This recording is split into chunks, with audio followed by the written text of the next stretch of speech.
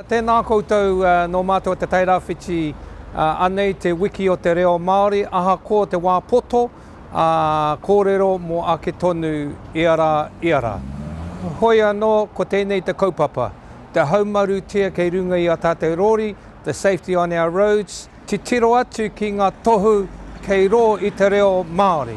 Look out for the signs that are in Māori. Anei a tātou tamariki, e kōrero ana ngā tohu, he whakapānui tia ki a koutou. Our children will read out the signs in te reo ake o te tairawhiti, te reo Māori o te tairawhiti, ki a koutou, to you all. Mato tatua. Whakaro mai a moku, hautu wai a kore.